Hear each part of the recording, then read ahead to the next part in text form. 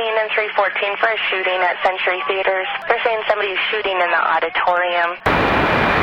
Roger, keep your fires west of the smoke. You're cleared hot. An officer hit. Send me the world. Don't go over that fence. Don't go over that fence. Grab the shotgun again. Welcome to Tactical Tangents. Welcome back to Tactical Tangents. This is Mike, Jim, and Vince. And Vince, what you got for us? Mike, I want to talk about the shootout that happened with the FBI in Miami, the one way back in April of 1986. Back in the day. You guys might have heard of this one. It's the big one. April 1986 in Miami, there's a shootout between two serial bank robbers and 8 FBI agents. The battle left both robbery suspects dead, as well as 2 FBI agents, and 5 other agents were wounded. The aftermath led to a bunch of changes in law enforcement training, tactics, as well as equipment, and I wanted to take a look at that today. Yeah, this is kind of a big deal, and we are still looking at lessons from this on a regular basis today, so I think it's a good call, and it's long overdue. This episode is brought to you by Mantis. Mantis is a firearms training tool that tracks the movement in your gun so you can step up your performance with good data and feedback. Not only does it help you stay accountable and make training more enjoyable and cost-effective, it also works in dry fires so you can train at home. I swear by dry fire training, and I use the Mantis every single time. If your shooting will have real-life consequences, use the Mantis to take your shooting to the next level. Get one and join our training group in the Mantis app. You can find them at mantisx.com. And this is Jim. This episode is also brought to you by Drip Drop Oral Rehydration Solution. Drip Drop was formulated by a doctor for quick absorption of water and electrolytes into the parts of your body that need it. You can find it on dripdrop.com or even on Amazon. And if you're military or law enforcement and your organization is training or operating where it's hot out, have your supply guy buy it for you. It's available in bulk on GSA Advantage and through the National Stock Number System. It's getting hot out. I like the watermelon flavor myself. I'm kind of a berry guy, but watermelon's good too. Yeah. Well, approaching 100 degrees every day, watermelon's in the cup. Toasty. Absolutely. Yep. That's what's up. So this FBI shootout, the 1986 shootout is one of the most famous shootouts in history. It's up there with the OK Corral and West Hollywood and Rambo. This was absolutely a watershed event for the FBI. Technical term. And because it was a big watershed event for the FBI, and because they took it hard culturally, they sat down and did a bunch of hot wash and lessons learned off of it and research, and they have the resources to get heavy research, right? And so that trickled out into law enforcement across the country and ultimately into the tactical communities, military and civilian defense communities also. And in particular, it changed how we thought about handguns for like 20 years. And we're still having those kind of debates about stopping power, power factor, knockdown power. Power. And a lot of that came from this shootout. And so because it's still driving discussions and tactics that we have today, even though it happened before a lot of our listeners were even born, we still need to understand it. Right? Because it passed its prologue. And to be clear, like, we were barely born at this point, but the idea is that I think a lot of these debates are essentially over, but people will still revert back to the 86 Miami shootout as a source, right? It's a reference that people will still use in these discussions constantly. If you ever hear someone talking about why 9mm is better than 40 or 45 or any of those kind of debates, a lot of it stems back to this shootout back in the day. So, Vince, this was a long time ago. Can you walk us through some of the nuts and bolts of why this got so much attention and why people should really care about this event that happened 30-something years ago? Well, think about just the changes in general technology between now and 30 years ago. There's no social media, Twitter, my Facebook, space page and stuff and all of that to get the word everywhere. But this was a national news event. Like, the people watching, NBC Nightly News with, I don't know if Tom Brokaw did it back then too, but like this, it made news countrywide and it was a huge thing. So that big of news that also led the largest law enforcement agency in the country to change their stuff. All the smaller agencies paid attention. It was a huge firefight, And by huge, I mean 5 minutes for a firefight on the street with cops is a long time. Boondock Saints, that was the firefight. There was a firefight. Yeah. Absolutely. Make sure you contextualize that. Yeah. It started with multiple violent robberies by these two guys, culminated with the firefight, and then the biggest thing being the huge law enforcement agency figuring out that, man, we got to change some stuff so that we can prevent things like this from happening again. Is huge. That's why it still applies till today. So, not everyone who listens to us is law enforcement, and I think that there's a kind of a conception among Americans that like there's almost like a national standard for how cops do business, and it might come as a shock to you that every law enforcement agency is a little bit different, has different standards and training and equipment, and there isn't like that one national standard. The closest we have to that is whatever the FBI does and the other federal law enforcement agencies. Other agencies around the country steal ideas out of there, right? So if the FBI comes out with like, this is the bullet we're rolling with, and they've got the resources to justify why they did that, you're going to find a lot of agencies kind of follow suit. Not because they have to, but because they're relying on the resources of the FBI to do the homework for them. And not only that, but if you think about what the FBI back in 1986 was, when people said, oh my God, the FBI are showing, the feds are showing up to this thing, no one had awareness of what agencies outside of their hometown were doing, because unless it was an event that made the news, you didn't see about it. It wasn't like you can, on Facebook today, you can follow your local sheriff's department, all your neighboring agencies, the agencies around where your family lives in whatever part of the country they're in, and see just more or less what's happening.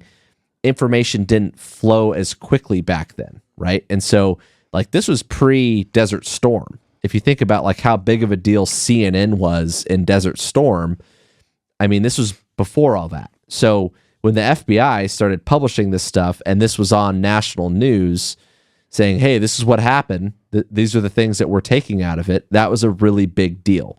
And it was one of the few cases where those lessons didn't get compartmented into one local or regional agency, right? So to kind of zoom out and look at this from the perspective of why the FBI got involved and what exactly was occurring that brought this incident onto the FBI's radar, Vince, can you start talking about the crime spree that led us to this event? All right, so like I mentioned, they were some guys, and at the time, so we're starting at the beginning, the FBI doesn't know who these guys are. So some guys committed a bunch of robberies. Down the road, we figure out that they started this back at a shooting pit. Some dude was out target shooting, and they did what robbers do, and they shot him and robbed him. They stole his car. They used his car to commit a bunch of different armored truck robberies, a couple banks, but most of it was based around when the trucks were dropping off the bags, and that's what they focused on. Most of the weapons used, from what I could find in reports, was shotgun and a .223 rifle of some variety, .223 caliber rifle of some variety. They didn't really know a whole lot about that. Multiple robberies happened, and I'm not going to dive into the details on dates and times, but I will tell you that October 5th of 85 is when they stole that first car and killed the guy to start this thing that we know of. A whole bunch of different incidents happened. There actually, a witness put the people in this car, the stolen car that they'd originally got, so they burned themselves, right? So they had to get rid of that car. So they had to get a new car. Anyone care to guess what they did to get a new car? They went back out to where the dude's target shoot in the Everglades, did the same thing all over again. Hey, if it works, you just keep doing it, right? Yeah, and I want to just talk about generally a couple of things. One thing that I think it's important for people to understand is when we talk about bank robberies, the reason that the FBI gets involved in bank robberies is because in most cases, I should say, the money in banks is federally insured.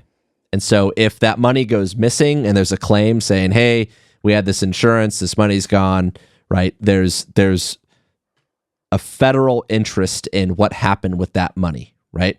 And so the FBI gets involved in these bank robberies in many cases because of that federal interest. And so even if you have a local bank robbery that the local PD or sheriff's department might go to, the FBI is usually still in the loop on this. And so these guys in particular start this like string of them, right? Like a serial crime spree where several banks are getting robbed and the armored trucks that are going to these banks are getting robbed.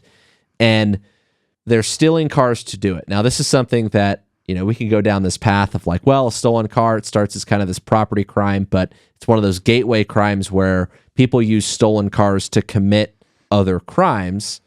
And particularly, these dudes go and shoot this guy at this target shooting place out in the desert or something, steal a car, use it to do some robberies, and then they do it again.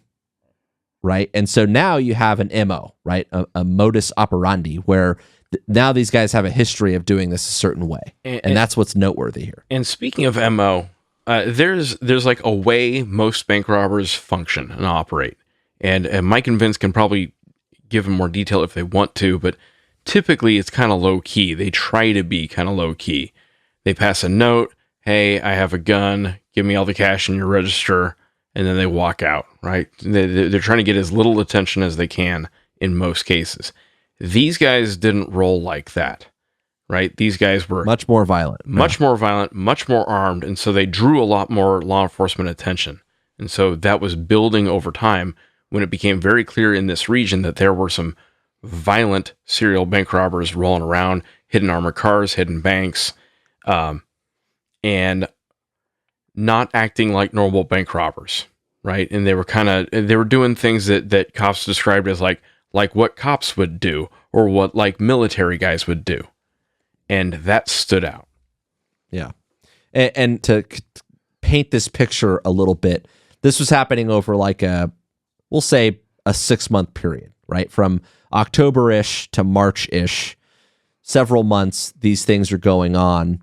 And so there's time for the feds to start to generate interest and for the locals to start noticing that there's a trend and to maybe start asking for some help.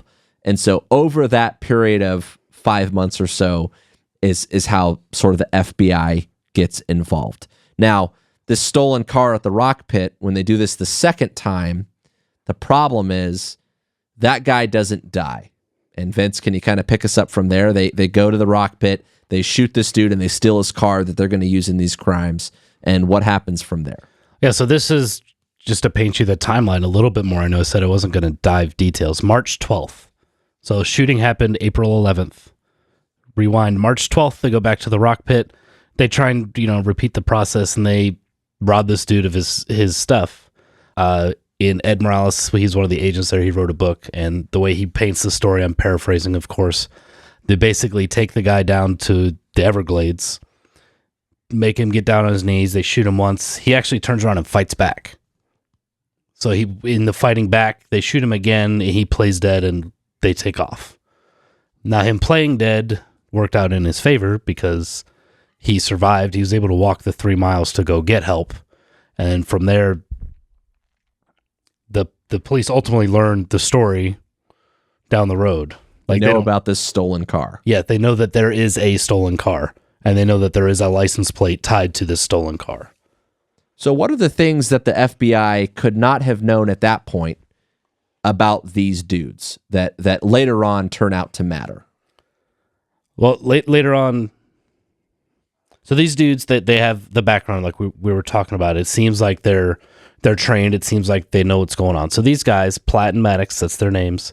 They both have military experience. One of them was an infantry guy, so he knows a little bit about shooting and moving and communicating. Both of them actually were stationed together. That's where they met.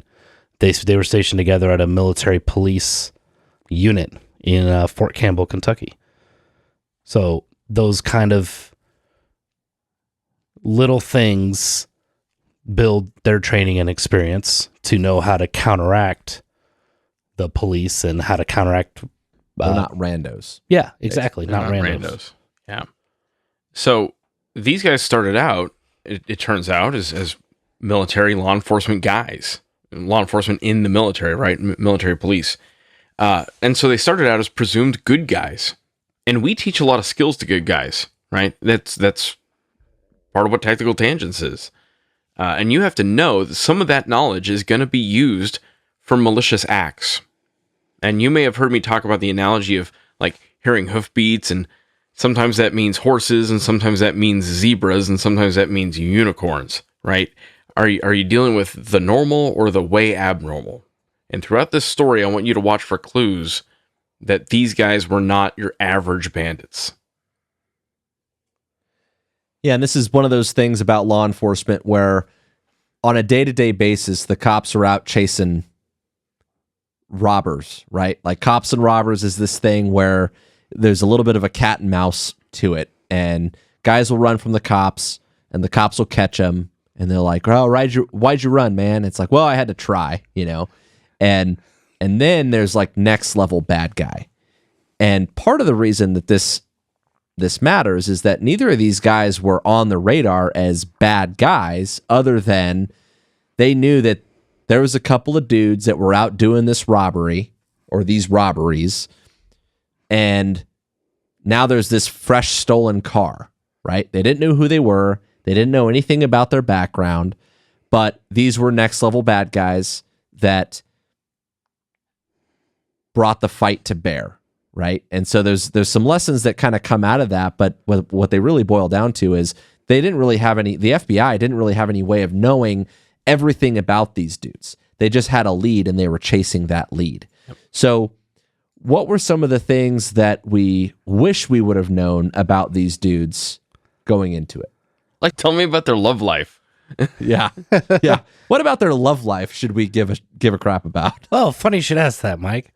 So, not to mention that they were stationed together in Kentucky, but so they're both married way back when, and Maddox actually suspected that Platt was having an affair with his wife. So, like you do? Yeah. And tragically enough, Maddox's wife was found bound and gagged in the hospital lab where she worked, along with one of her coworkers, and both of their throats were slashed. Maddox was the suspect in this, but never really charged with it. Allegedly.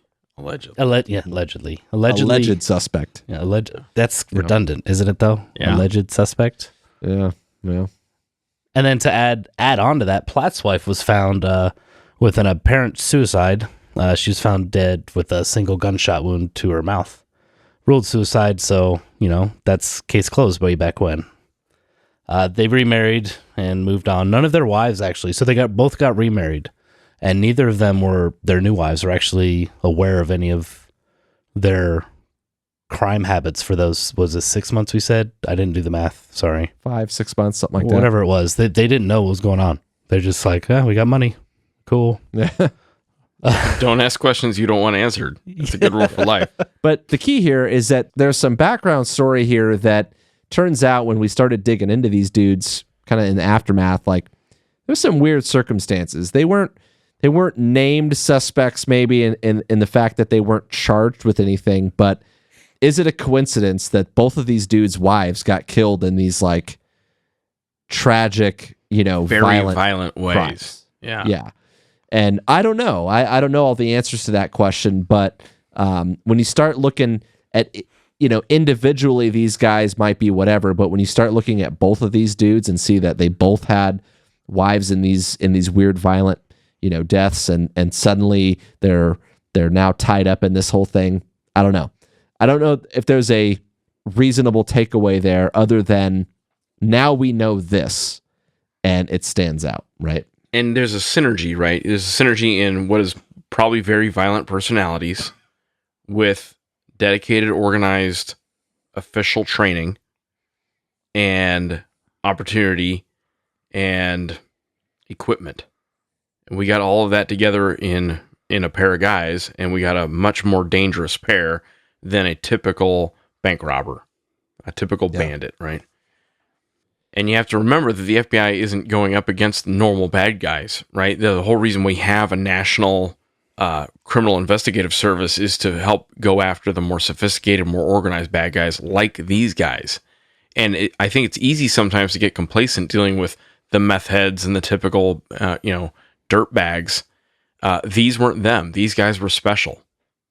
And you don't always know when you're chasing a guy, which one you're up against. So it's important to kind of keep an open mind. And that, I think, is a valuable lesson.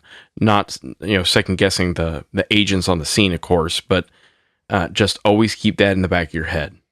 Exactly. We have to remember that luck is not a tactic. And that's going to be a theme that you're going to hear, especially in the aftermath here. Vince will walk us through that. But the important part of remembering that you don't know, that unknown is a huge variable in how you approach these problems, right? And so if you know that you're after these dudes that are doing particularly violent takedown style robberies, and they're also somehow assaulting or ambushing or taking down these armored trucks, that's a level of sophistication that's a little bit different than just walking into the bank with like a mask on your face, right? So you have to stack your odds in your favor, and you want to build your tactics and your approach to problems in a way that is sort of universal to the sorts of bad guys that you'll face. So that's a hard problem, and again, we're not second guessing it, but we do want to remind our listeners who are studying events like this that if you're the sort of person that's investigating these sorts of crimes, that you want to make sure that you're building stuff around the what if. And this is a huge what if, because what they had walking into this gunfight was a lead, a low-key lead, right? There was this stolen car that happened to have a similar MO to these guys that were doing bank robberies, and they spot this Monte Carlo, and they start following it, and that's where this takes us. So Vince, can you kind of pick us up there? How do they pick up this stolen car, and what happens next?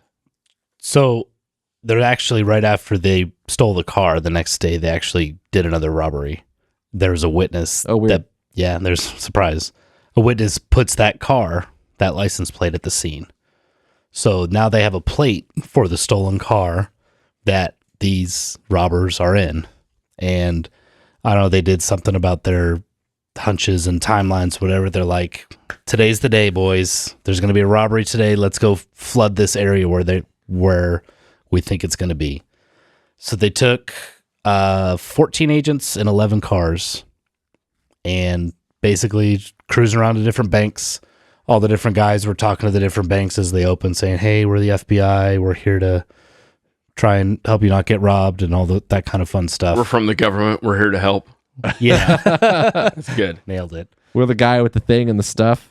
Yeah. Well, that actually, that comes into play later on, and we'll talk about it when we get there. But they had to go and meet all the managers, and one of the agents actually had an issue with the manager believing that he was an FBI agent. So that's a funny story, I guess. And it goes into the Murphy's Law thing that it's a tangled web that we're about to weave here with this timeline. I'm going to try and stay on track here because it's going to get nuts. So at about 9:30 that morning, everyone's cruising around doing their thing, and these two guys, it's a 25-year FBI vet and a 4-year vet. They're in the same car, and they go, hey, that's a Monte Carlo. Hey, that's the license plate. So they get on the radios. They get I forget how many other cars were actually with them at the beginning. Several. There's 2 or 3 cars. Several. So yeah, they had a whole bunch, but there's a couple of them that converged on where they are as soon as they get on the radio. Like, hey, I got the car. Come to me, right? Yeah. So let me back up and just talk about how this goes, even modern day, right? So for anyone listening to this, it's not familiar how it goes when the cops are onto something. Is like, we send out a bulletin that's, hey guys, this Monte Carlo with this plate we think is involved with all these serial robberies. And so dudes start driving around and they're like, I'm going to get me some Monte Carlo today. Right? Like, yeah, I want to be the guy that finds that car. Me. Right. Well, because I want to chase it into the ground. Right. Pursuit is authorized. Right.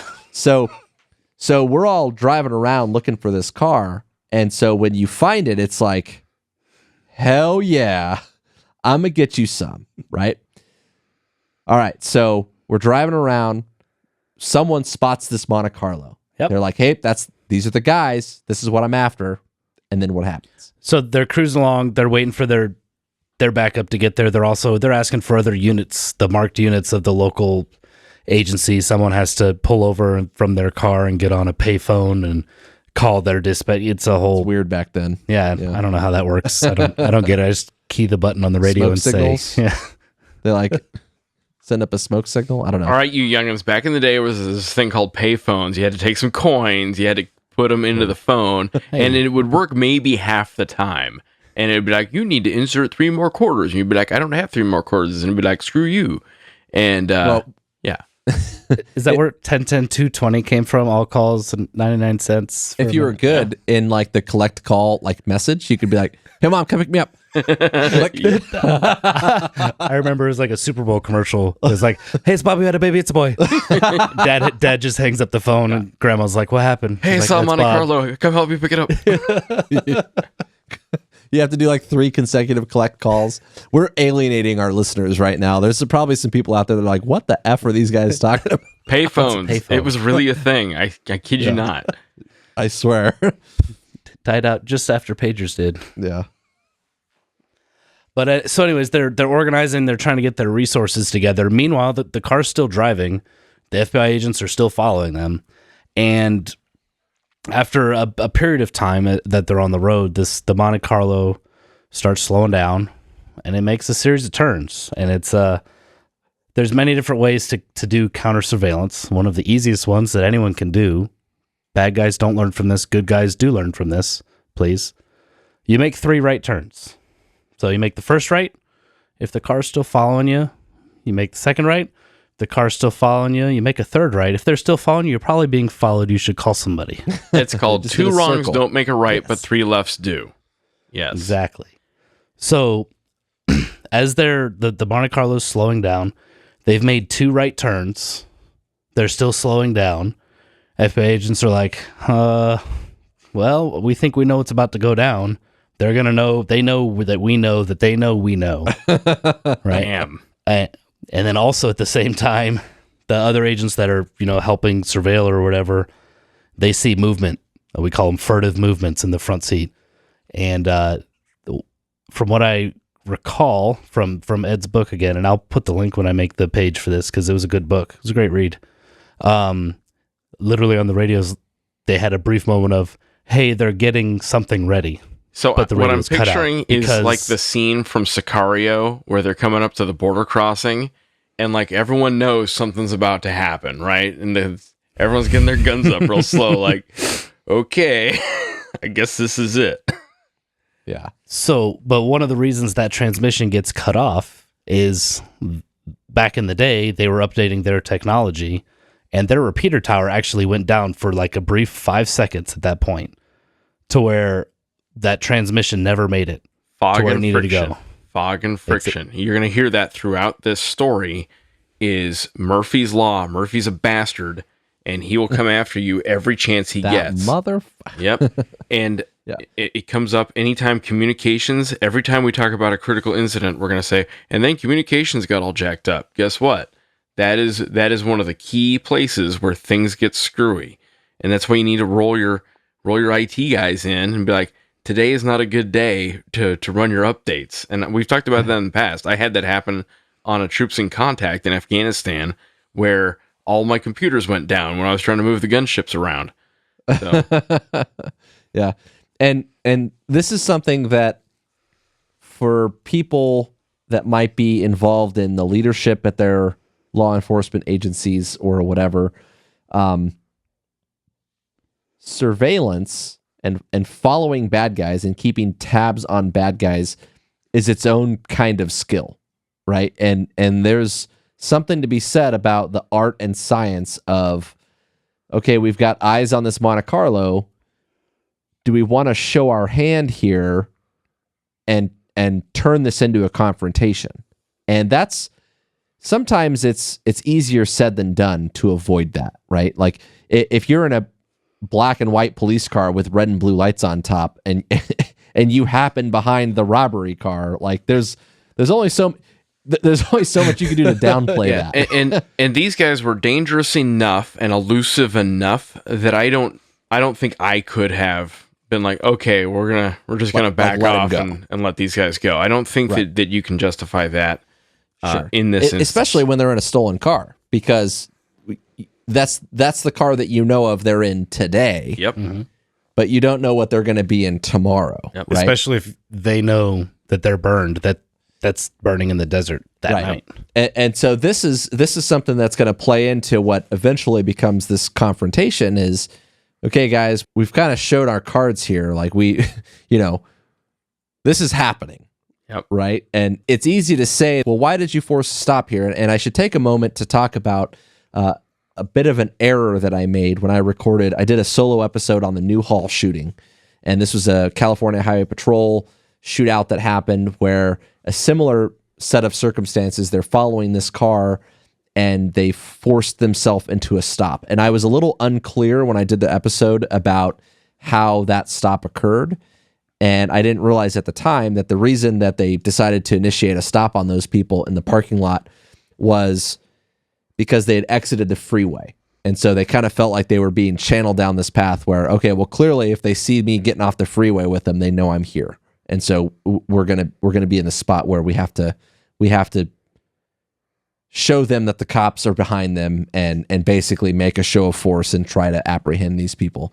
And so this was kind of a similar set of circumstances where after following these guys through the neighborhood, making a bunch of right turns, the gig's up, right? Like we're burned, we're on fire. And so now we should take whatever initiative we have by, turning our lights on and just showing them that, hey, now it's time to stop or react to contact, right?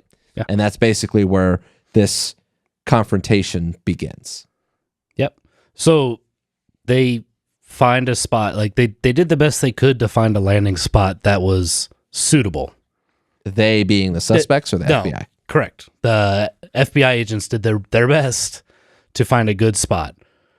Now, what ended up happening was, unmarked cars with their little red or blue bubble up in the dashboard and the sirens going off, and a bunch of car crashes happen. And they forced the quote-unquote traffic stop by collision. And that collision was between, I'm going to try and paint this picture because we are a podcast, not a video cast, whatever. So there's on the right side of the street, there's a parked car. There's like an open parking space with a big tree in front of it, and then the road. So the FBI agents forced this car into the tree. So it's wedged between the parked car, the FBI agent's car, and then another one behind them pinning it in. That's ultimately where this 5 minutes of firefight happens. Chaos. Right. Chaos, thank you. It's a technical term. So these guys realizing that the gig's up, it's time to light these dudes up and try to initiate a stop. They do the best they can, and there's what, as I understand it, is the beginning of what might be a pursuit. But basically, the FBI dudes are like, no, this is about where we're going to end this, and we're going to kind of push them into this spot, right? And so cars come to a rest, and what happens next? As the saying goes, there was a firefight. So basically, the FBI agent's car that's directly abreast of the bad guys. So they kind of end up in this like T-bone configuration? They're side by side. Okay, side by side. Passenger door to driver door. Passenger door of FBI car to driver door of bad guy car. Gotcha. Okay. And so they're kind of parallel. Exactly. They're wedged in there. And Platt's in the passenger seat, and he's got this rifle aimed in across his buddy's face at good guys. Good guys realize that's probably not the best spot to be anymore. So they exfil out the driver door. Not before wounds get made and shots get fired and a whole lot of craziness. And to dive into all the details of shot for shot, who did what and where, we'd be here for about 300 pages of book. Yeah. It's complicated. It's very complicated. So read up on it. It's a great event to see how clearly it's documented, not only in Ed's book, but the FBI actually, there's a Freedom of Information Act release, and it's like 11 or 12 different files to download. It's thorough. PDFs. The FBI is very thorough in this because they wanted it researched, right? And they want to make it available to people like us. Yeah. So, and you have to remember too that it's not like this was on video per se of today's caliber, where there's body camera, and then you might have businesses with surveillance camera, and then you might have dash cameras, and then you've got like homie across the street with the cell phone out, where we can sit there and we can watch this and piece it together piece by piece. We're taking individual statements from several people, and we're trying to recreate this situation in which this car gets rammed into this spot up against a tree. Dudes are side by side with each other. Bad guy levels a rifle towards the FBI guys in the car across from him, and they bail out in this exchange of gunfire, right?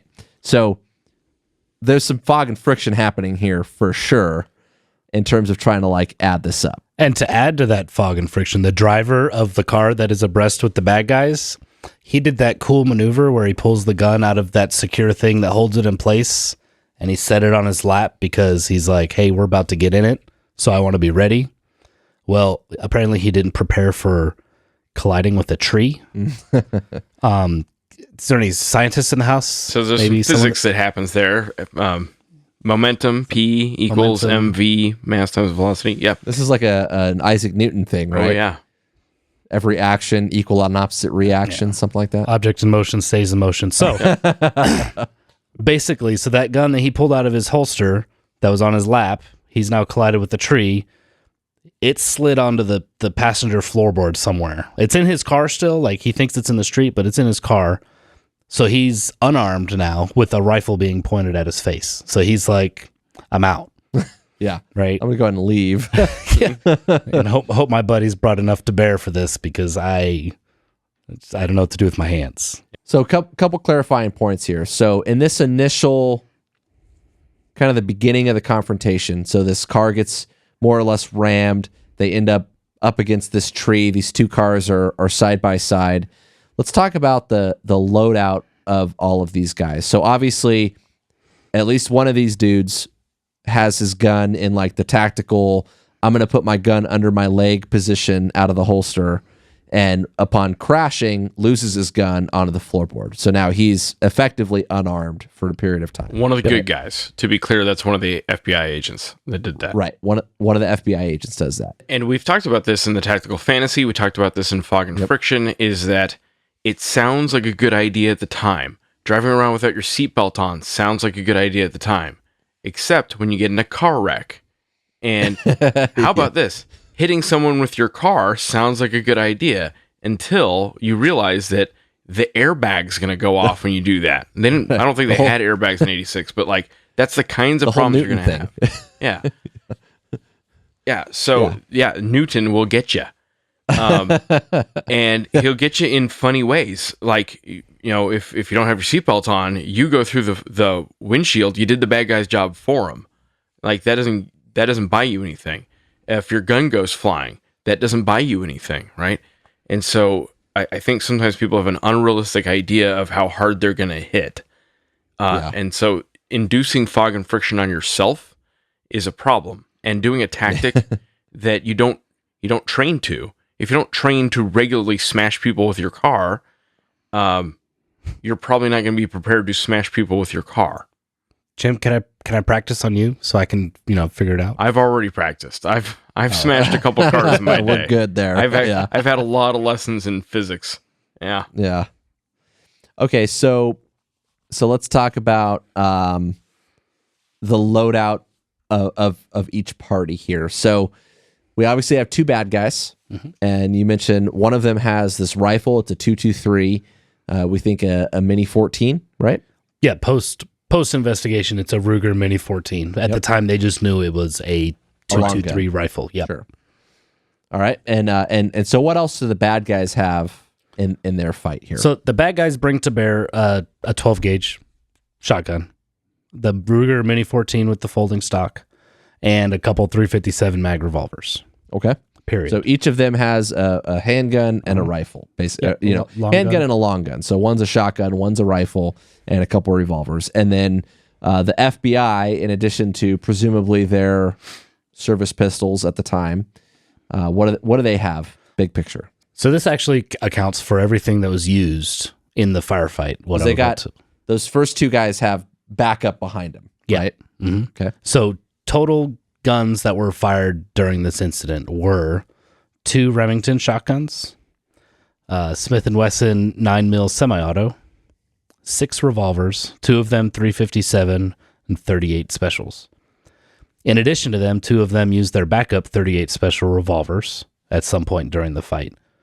The FBI, it'll be noted, because I know Michael asked, where was all the long guns at? The FBI did have other resources, but they were otherwise occupied when all this went down. Yeah, if it's locked in your trunk, it's hard to get to your trunk when you're getting shot at, right? Like, and that's a thing. Like, again, sounds like a good idea, and it's usually convenient to have it there, and at least it's not on your floorboard. But like, you have to think through, if I need to get to this in a big dang hurry, how am I going to get to it? Well, and here's the timing thing for you, because Vince said I was going to ask about it, and basically here it is. So there were some other resources that were available there. Some of the FBI guys had other rifles, and my understanding to this day, and I could be wrong here, but I'm pretty sure they were like either at the diner or the station taking a dump. is basically what they were doing at the time that this fight went down. Am I more or less correct there, Vince? Well, half correct. I'll give you half credit. So they had 3 SWAT guys, in addition to all of the other agents on this team, but the 3 of them were otherwise occupied. So remember I was saying the FBI agents were talking to the managers about, hey, we're the FBI, we're here to help you. Well, one of them got tied up with the manager for so long trying to convince them that he was in fact the FBI, that he was out of the action. That was Agent Steve Warner with his 12 gauge. He was still taking care of that. Imagine you're sitting there next to a potted plant talking to some manager in a bank. Like, no, really, I'm an FBI agent. Look, I have a badge. And this is going on. And you don't even know, because you're sitting there arguing with the bank manager. It's 1986. They don't have the cool earpiece radio things that reach across town. Yeah. I feel for that guy. That sucks. Yeah. Karen's like, okay, okay, guy. Yeah, sure, okay. And the rest were taking dumps, right? I'm pretty sure that's about to be what I'm going to say. We put it nicely. We say they were using the restroom. Mike really wants to talk about the pooping. No. You know what? This is okay. Here's a tactical tangent poop for you. Has to happen. Like, yeah, there's a number of times where, like, if I'm at work and I have to poop, that's going to be when someone gets behind the robbery vehicle. That's a fact. Like, that's science. Okay, I'm telling you, that really happens. So I can empathize with it. Is the thing. Yeah. So their MP5 support and their M16 support were both out, appropriately checked out using the restroom at their at the time, certain locations at the time of the incident. And like I said, back in the day, they didn't have handheld radios. They just got on their car and said, "Hey, I'll be back." Yeah, going for a 10-400. Yeah, but so this is the fog and friction thing. Is that you start the surveillance op at, I don't know, whatever time in the morning they started the surveillance situation, and time goes by, and at some point, like, people are going to have to eat, people have to pee, people have to poop. I got to stretch my legs at some point, and so you're going to have people rotating in and out, and of course, that's going to happen at the worst possible time. Yep. And so it's great that you have this plan where you're like, okay, I'm going to have the entire SWAT team, like some F-16s and A-10s on standby and all this other crap. And of course, when they need fuel or whatever is going to be when you need help. Absolutely. That's just real science. Life. So here we are, right? Those guys are pooping or whatever. And this perfect storm is brewed. It happens. And here we are like behind the robbery guys and we're burned and we've got to stop them. And so we have fewer resources than we thought that we were going to have.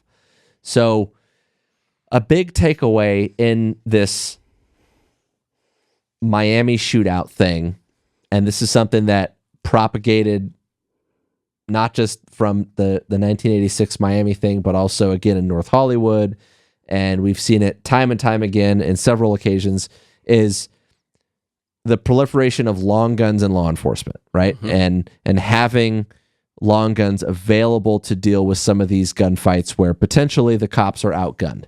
And the lesson is basically have long guns, right?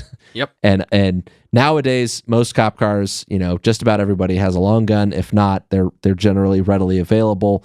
But that was an important takeaway. This because of stuff like that, where ballistically they were kind of overmatched, and we had a disparity between the bad guys' weapons and what the FBI had available to them, and that became a little bit of a factor here. So take it for what it's worth, but I think that's noteworthy. In addition to obviously whatever guns that you do have, losing possession of those because of the whole collision and all that. So moving on. Well, this is now we're about to just get into the actual firefight, and I'm going to do my best to hit the extreme high points, because if I was to read everything that happened from every source that I had, we'd be here for 4 more hours just reading it, not even like talking about it and tangenting it off. So and to preface that, you have to remember, so Vince led this was a 5-minute firefight, right? And for military guys, like 5 minutes of gunfighting is probably not that big of a deal. But from a law enforcement perspective, where again, we're generally playing this cat and mouse cops and robbers game, where if there's a gunfight, it's like in your face for a couple of seconds before one guy goes to the ground, and that's the end of it. 5 minutes is a really long time. And they had to recreate this over, however long of an investigation without the level of evidence that we have available to us now. And so it's hard to retrace every single step here. So, take it with a grain of salt as Vince goes through this. Yep. So we start off there side by side. The driver of the FBI agent that was driving the car that's on their left side, he got out, retrieved his gun, and got back in the fight, and only suffered a minor shotgun wound, like over top of his back while he was scrambling for his gun. Bad guy's car, they can't get out the driver door or the passenger door because they're wedged in there. Maddox could only partially open his door so Maddox was the driver, right? So he was trapped inside, could only partially open the door, so he couldn't really present his shotgun, long shotgun, trying to get it out from the driver's seat there. So they fight through their car and then get themselves out the back window. So there's some key points in what you just said. So first off, there's the fucking friction of, in a collision, things like your door may not work. I've had that happen when I was in a car wreck. I couldn't get out of the car. And when it comes to fighting, the guy who can move has the advantage, right? That's maneuver warfare. That's the maneuver principle of war. And so blocking the bad guy in, you don't want to be stationary. And also against a long gun, usually the best thing you can do is get so close to them that they can't raise it, right? So not that all of that was intentional in this instance, but those were things that affected the outcome of the fight. Worked out that way. The ability to move or not move, the ability to level a gun or not level a gun, proximity. They were right up on each other, like right face to face for a lot of this.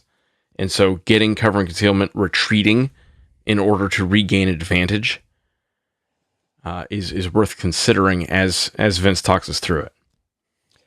Some would say a tactical withdrawal, because retreating sounds like you've lost. I don't care what you call it. If I live through it, I'm going to do it. So one of the agents at this point, he's returning fire with his revolver. He hit Maddox twice in the head and neck, and he was knocked unconscious. At this point, he's out of the fight. From what I can tell, from what the FBI has seen and in the research that I was able to do, that's it. He doesn't shoot anymore.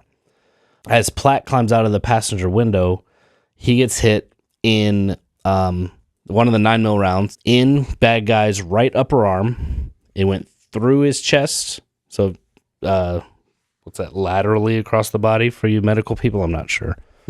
In the right arm. You're right. Across the chest, and stopped about an inch from his heart.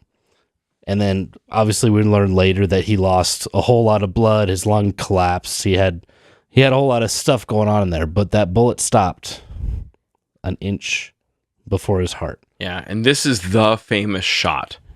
The bullet that could have ended the gunfight if only it had penetrated an inch or an inch and a half more.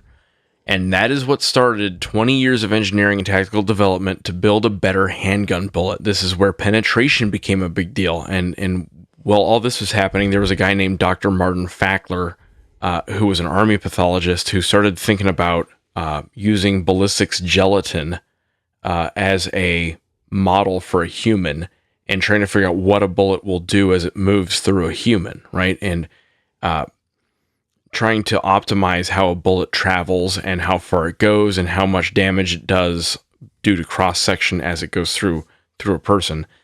This was the shot that drove all of that.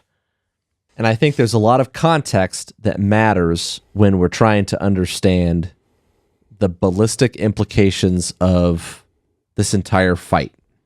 So this famous shot, the idea here was that this bullet, if it had traveled a fraction of an inch farther, would have ended the fight sooner and potentially prevented the worst parts of the outcome, right? And in the aftermath of this, what the FBI did, right? So ballistic gelatin was part of this. Ballistic gelatin became a medium through which we can study how far bullets make it into the human body, right? And it's not a perfect model. It doesn't say exactly how far or how bullets are going to perform, but it at least gives us a consistent way of measuring bullet to bullet. Because you shoot a person, that bullet could hit a rib, and it can fragment, and it can go different directions, and it can do any number of things. So it's not a perfect model, but it's at least consistent. So if I take bullet A, bullet B, and I want to compare their performance, I can use this gelatin to measure them against each other. And an important lesson to take out of this is that penetration distance or depth matters a lot. The second part of that is shot placement.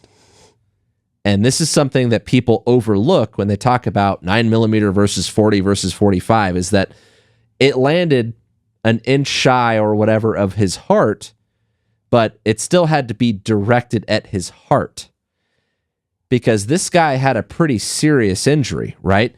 And I'm looking at the numbers here that Vince has collected here. 1.3 liters of blood collected into his pleural cavity or his chest cavity, which means that one of the major vessels got damaged. So there's a significant injury there that eventually would cause that guy to bleed out and come out of the fight, but it doesn't immediately incapacitate him. Putting a bullet where you need it, shot placement, is what immediately incapacitates a person and gets them to stop what they're doing. Otherwise, they still have time in the fight. So shot placement, huge key in terminal ballistics and the performance of what your bullets do when you shoot bad guys. And then also that penetration depth. And so where the FBI took that was, okay, well, this 9mm didn't quite do it. So let's make a 10mm, right? Or an 11mm. right. And so they literally made the 10mm, and I'm obviously paraphrasing some of the history here, but out of this came the 10mm. The 10mm was a pretty hot round, had a lot more gunpowder behind it, and it was difficult to control. And because it was difficult to control, eventually the 40 Smith & Wesson came from that, right? The 40 came essentially out of the research and the ballistic studies that came after Miami. It was more oomph than a 9, but not as difficult to control as the 10. And so you had this 40 in between round.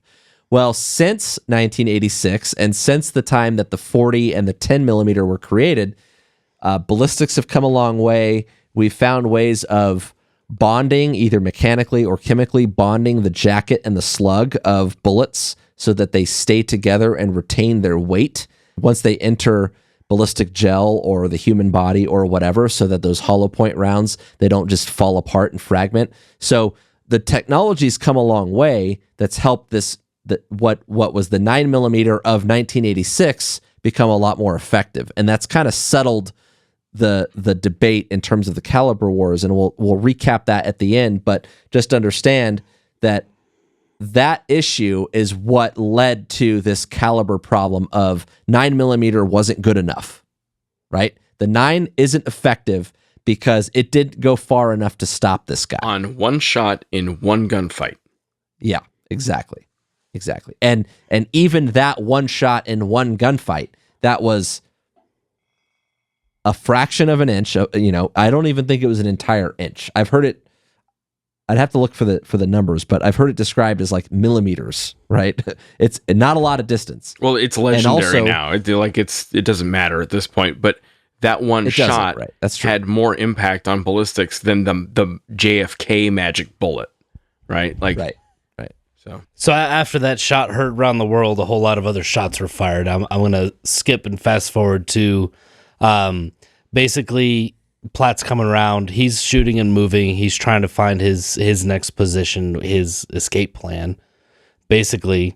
So he comes around one of the undamaged FBI cars. He comes around the rear of the car and he puts rounds into the FBI guy's chest that are hiding behind the car. What exactly they're doing there, I don't know, but I could assume reloading revolvers with 6 more rounds, hopefully to come up and shoot again. So there was a guy moving and there were guys stationary, and the guy moving had the advantage. Yep.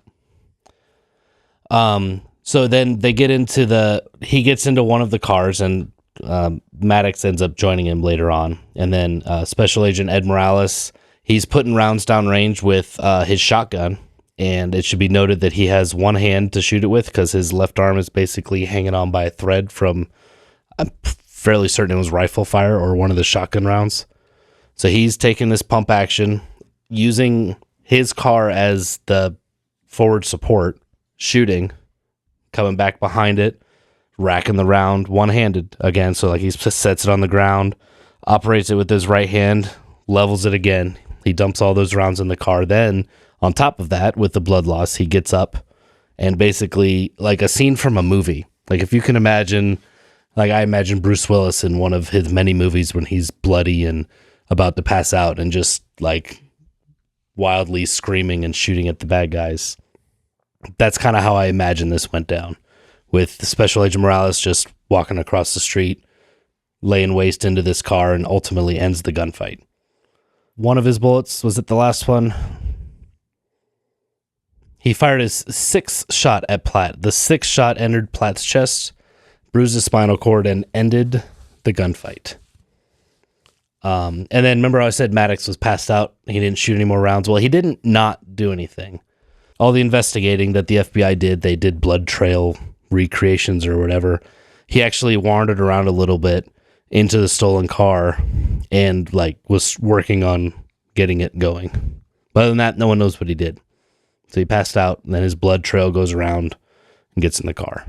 While Maddox was sitting around not doing anything, we have Platt, like you were saying, shooting, moving.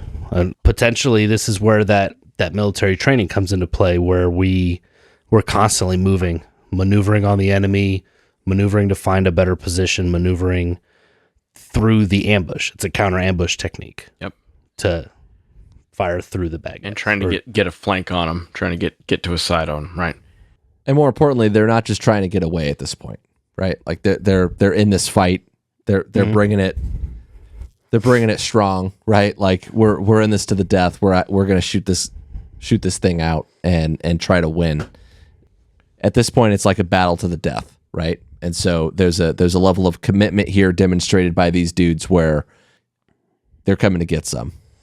Yeah, it's like one of your older episodes, the punch him in the face, when you told Jim all your fun fight stories. Yep. Like more times than not, we on the street experience we're not fighting to kill you. We're fighting to get away. Yep. This was one of those. No, bro. We're in this. Yeah. And I don't know that it would have changed anything for the FBI agents on the scene to understand that. But again, it's recognizing the fact that you're in a situation, it is sideways, and you're up against a more capable foe than you were probably prepared for. And you got a couple options at that point. One is run like hell, and maybe that's an option, maybe it's not. One option is return fire with everything you got, right? Overwhelm them, get fire superiority on them. One is start shooting, moving, and communicating, assuming you train to that. But when you recognize the bad guys are shooting, moving, and communicating on you, that should be a point of recognition for you. Big red flag that, something's wrong here. We need to shift gears, right? And someone needs to take charge and start returning fire. Well, not just shift gears, but that has to be something that that has to be a fight that you've already had before. Yep. Right? Like you have to have planned, trained, rehearsed that on some level. It's not something that in a vacuum you just bring it one day and suddenly you can do small team tactics. Exactly. And because you got some real dickheads on your hands. Like that's something that you have to train and prepare for, right? So yeah, and that affects things like how you structure use of force. It affects things like what you focus on in your training, in your continuation training in your agency, right? Is how often are you training against the lowest common denominator threat, and how often are you training against the sophisticated, dangerous threat? And remember, in the last 20 years, we've had a lot of people be cops. We've had a lot of people be in the military, and a lot of those people have seen some action, right? I can't remember the name of the dude in Southern California, prior cop, who targeted a bunch of cops in a spree. Dorner. Christopher Dorner. Pretty dangerous cat, right? In FedEx 705, we talked about an airline pilot, insider threat, who went after his own crew. Pretty dangerous cat. And you've had Fort Hood and any number of other cases where your bad guys are otherwise presumed to be friendly before it happens, but and trained and experienced and understand how to shoot and move on you. So this is where Mike has a crusade against lowest common denominator training, and often he's talking about trainees being the lowest common denominator. I would offer occasionally turn your scenario away from the lowest common denominator bad guy and start thinking about the more sophisticated bad guys. And the problem that we have is as a society and law enforcement as an institution rejects looking at every bad guy as like this cold-blooded killer, warrior, like the guy that's gonna be like a serial killer or something. We can't have that approach to everybody, right? Like we can't take down the shoplifter like we're ready for Fallujah. Yep. And that's fine. Like I accept that we're not dealing with fighting wars. We're dealing with something that's a little bit more dynamic in the sense that, hey, this is just everyday citizen stuff until it isn't. And so you have to have like a full spectrum approach to that. Yep. And you have to have the flexibility and the adaptability to be able to tailor your interactions and your fighting and your tactics and everything accordingly. And so I don't like the idea of tailoring our training to only that lowest common denominator thing, because it doesn't give us that full spectrum. It doesn't give us the ability to change gears if we have to deal with people like this. I think that's a good point. So the gunfight ended, right? And eventually the bleeding stopped, literally. And at some point the FBI said, never again. We never want to see this again. which is ironic because there have been plenty of gunfights since then, including FBI in Miami, including in 2021. So I think that's a statement. But in their effort to pull out lessons learned and hot wash it and figure out how to make it never happen again, Vince, can you talk us through just the key takeaways, the key lessons they took from it? Well, just like Mike already talked about caliber, right? So we took that away from it, and they molded it, they researched it, and then the entire country more or less followed suit. Across the board, everyone went to semi-autos, magazine-fed pistols, because, more rounds equal better, right? Yeah. But also... And you have to remember the culture in 1986, right? That was before many of your times, I get it, but no one wanted a plastic gun. No one trusted some little piece of Chinese plastic, right? Now almost every gun is plastic. Oh, I'm sorry, space-age polymer, which is somehow totally different from plastic. No one particularly trusted semi-auto guns. Even though the 1911 had been around since 1911, the trusty revolvers, they were the thing, right? And, that's what my grandpappy had, and that's what I have, and it's never failed because it doesn't have any mechanical parts. Bullshit. Of course it has mechanical parts, and they do fail. I've had them fail. But it turns out they especially fail up against tactical rifles. A .357 Magnum against a Mini 14 or an AR-15 is not a fair fight. It's just not.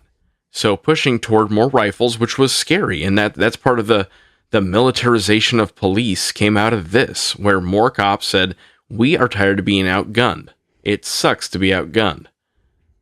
And that has not always sold well with the American public. And I think a lot of it has to do with our failure in the tactical communities explaining why that matters, why you would want an AR-15. And the AR-15 specifically is so politicized because of American politics that very few people actually understand its utility, which is when you really, really, really need to stop a threat, you really need rifle bullets. And we can just superior ballistics. Yeah, and we can fight all day long about the 40 versus the 10 millimeter versus the 45 and which one won 2 world wars and which one lost Vietnam or whatever. It's the same one, turns out. But throughout all the discussions about handgun stopping power, it turns out basically all handguns suck at stopping power. It got a little better with the advent of modern jacketed hollow points, like Mike explained, but at the end of the day, none of that matches a rifle. And the problem is the handgun's what you got when things get nasty quickly. And then hopefully you can get to a rifle, or if you're expecting a fight, you go in with the rifle in the fight, right? And that is one of the key lessons I think we need to take from it. But yeah, the FBI played around with 10 millimeter. In fact, they had MP5s that were 10 millimeter, which is kind of cool gun. And then it went to 40, and now it's at 9. Yeah. So we're kind of coming full circle. And what I think we figured out as, again, institutionally is that as we've realized that shot placement and penetration distance or depth, again, depending on how you articulate that, were the key factors in that. What we've found is that, 9 millimeter means more opportunities, right? Higher capacity, generally speaking, more opportunities to get a bullet where you need it. It's easier to shoot. The recoil is more manageable. And so again, that shootability gets you the shot placement, and that penetration depth is a matter of technology. We've focused away from bigger holes, and we've looked at that penetration distance as something where with just engineering, basically, we've been able to get those 9 millimeter rounds to travel as far as some of those other rounds in most cases, if you buy the right bullets. And Vince talked a lot about semi-autos versus revolvers. And this is something, again, the capacity is half the battle here, right? If you have a 6-shot revolver, and you have to reload that thing almost 3 times in the number of times that you could shoot today's semi-auto, that's a whole lot of time spent not shooting the bad guy. Yep. And I've talked to some high-end shooters in my day that even shot, for example, 1911s, the 45s that were 7+1 rounds, seven in the magazine, 1 in the chamber. And they'll tell you that, yeah, no, the 1911 is a great gun. We got really good at reloads. Yep. What they weren't doing was shooting more, right? And so that's, again, where the long guns get you, is now you can carry 30 rounds. So not only do you have superior ballistics, but you also have the higher capacity, and back to shot placement, you have the precision and the accuracy that comes with being able to shoulder a weapon and shoot through sights with a longer radius, or if you're using optics, that's another discussion. But you have that accuracy component where you get shot placement, penetration depth, and that's where that quote unquote stopping power, which again, kind of a myth, but anyone that's listening to this at that fundamental level needs to understand what stopping power really means. And that means a shot that makes them unable to continue in the fight. Yeah. So everyone has their own take on stopping power and stuff. And every gun magazine I've ever read and every YouTube channel I've ever read, my spiel about it is we are trying to stop the threat, right? That is our goal, is to stop the threat, which means incapacitate them, render them incapable of purposeful movement against us. And the most effective way to stop a threat is immediate lethality. So I got to kill them, or I got to do things that are eventually going to kill them, right? And that is putting a piece of metal through something they can't live without. And there are only a couple structures in your body that you really, really, really can't live without. Your brain, your central nervous system, your heart, your liver, your aorta, the blood vessels that connect your heart and your lungs, and that's it. So I need to put metal through that. How I do that, I don't really care, but I got to do that. And that's true whether I'm talking about using a Glock 19 or a 500-pound JDAM. I need to do that. I have to put metal through something you can't live without. And some of those structures act a little bit more like a light switch. I hit it, you're down. Some of those act like a timer. I hit it, and eventually you're going to bleed out. And how fast I can depressurize you is a matter of physiology and a whole lot of science. But the long and short is I got to put a piece of metal through something you can't live without. And that's a factor of penetration, cross-section, capacity, and placement. I got to get those things. And then lastly, then this kind of brings that point to a head. Well, if you have something to protect all of those things, you bring a whole different angle to the fight or your own defense. So only 2 of the agents on the scene actually had armor on, and they're only handgun rated. So just regular soft armor, which we still use today. I think 3+ is up to 357. Yeah, they're something like that. Specialized handgun rounds. Yeah. But only 2 of them used it on that day. Whether that was from lack of time or preparation or availability, I couldn't answer that question. But that's a big thing. As being the good guy that wants to go home, yep. I'm going to protect those vital things that if you poke holes in them with metal. Yeah, so back in 1986, body armor was big and heavy and bulky and hard to acquire and expensive. And as technology got better, we got better at fielding equipment that could actually protect your vitals, which is a big deal. So if you have it, you got to wear it. Related to that, the difference between handgun bullets and rifle bullets. I've heard the phrase cop killer bullet my whole life. It's big in movies and political stuff. Lethal weapon. The red tips. Yeah. And they're like, oh, this can go through police bulletproof vests. Well, nothing's bulletproof. Police vests, just like Vince said, for the most part, are rated against handguns. And a typical bulletproof vest that a cop wears will stop basically any pistol bullet. And it basically will not stop any rifle bullet.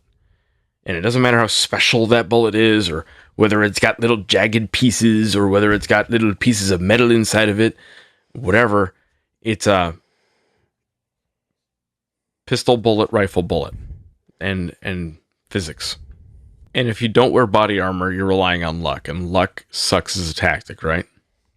Yeah, and that's something that comes up, and Vince is gonna actually touch on that as a final takeaway here, as it relates to the gunfight in Miami. But just think about what body armor buys you in terms of the area of your body that's covered by something versus isn't, right? Like rifle versus handguns. If the guys are armed with both, you're buying yourself a lot of coverage just with surface area if you put body armor over yourself. So, Vince, what do these guys have to say about luck? Well, so I reference a lot to Special Agent Mirales' book because it was one of my big reference or research points, but he used something that I know I've heard here on the podcast before, is you can't base your survival on luck. You have to base it on the tactics and on your planning. And they had the planning, they had the tactics there. It was just Murphy, that one thing we can't control, came in, swooped in, took away some of their planning things. But because they had the tactics, they had that experience, he was able to, well, I say he was able to end the fight because he's the one that more or less fought his way across the street somehow, Bruce Willis style, and finished it. But it's the only way I can imagine how this went down. Sorry, can't help myself. Leroy. Yeah. Good on him. I mean, it's aggression and it's maneuver. Yeah. He maneuvered, right? That's what it boiled down to. Exactly. But when he gave the lecture, he debriefs this or had debriefed this in the past. And that's one of his things, is you can't base your survival on luck. Like, you have to plan for it. You have to either mentally plan and prepare for the fight that you're going to have to go through, and you have to physically prepare for the fight that you may have to go through. That way you know what you're going to be up against. You're not just, well, I think we're going to tactical fantasy land. Well, here's what I'm going to do. And bad guy comes in here with his 3 guns, and I'll take my 2 guns and my knife. Like, it's got to be realistic. So is your interpretation of that his perspective on luck being a factor here had to do with the guys that they were up against and the fight that they were getting into that they didn't know about? Like, they were going into this with no parity up against the bad guys. Right. So right? They went into this with a 2-to-1 ratio, more or less. There's 8 agents, 2 bad guys. Right? And that's 4-to-1 ratio. I'm not good at math. Can I get a mathematician? They had 8 versus 2. Math magician, maybe? Anybody? 4-to-1. 4-to-1. Yeah, okay. Thanks. It's been a long couple days. I'm sorry. So they went into that firefight with a 4-to-1 ratio. They're like, we got this.